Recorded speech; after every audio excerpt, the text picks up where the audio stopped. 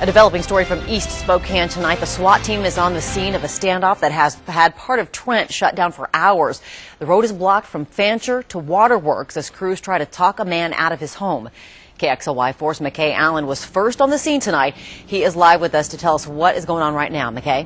Well, this started a little earlier this evening when DOC came to arrest this man in this apartment. His name is William Leverette. He's 48 years old. He is a convicted sex offender, and we know he has drugs in his past. This man, 48 years old, again, as I said, we don't know if he has a weapon of any sort in that residence. Police do believe he is alone. He refused to come out when they came to serve that warrant. You're looking at recorded video at this point, and refused to come out. Patrol officers were called. They came to the scene. He again refused to come out. They put pepper spray into the apartment. He still hasn't come out. They've tried to establish communications with him throughout the evening. At various times you'll hear him yell. At other times they can't seem to get a hold of this gentleman, and they don't know at this point what's going on inside that apartment. We're joined now by DeRuwe of the Spokane Police Department. Tell me, Jen, what's the concern here that officers have with this gentleman in this apartment? What's the concern at this point?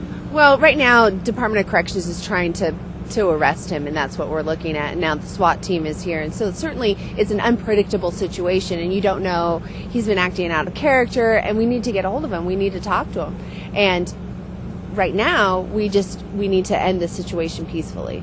So what's the next step here? We obviously can't predict the future. Is it just a matter of waiting for him to make a decision to either come out or not, I guess?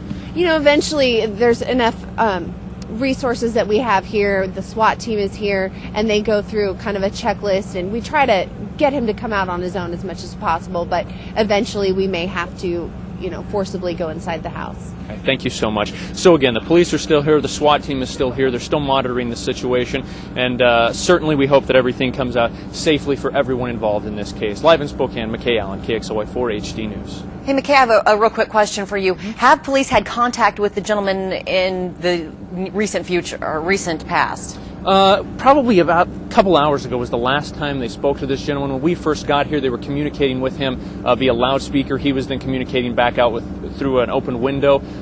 We haven't heard his voice for some time. They were able to contact him via phone, but we haven't heard. We've heard them trying to contact him over the last several minutes, but they've been unable to do so at this juncture. So not for a while have they had communication with this man, Robin. All right. McKay, thanks so much.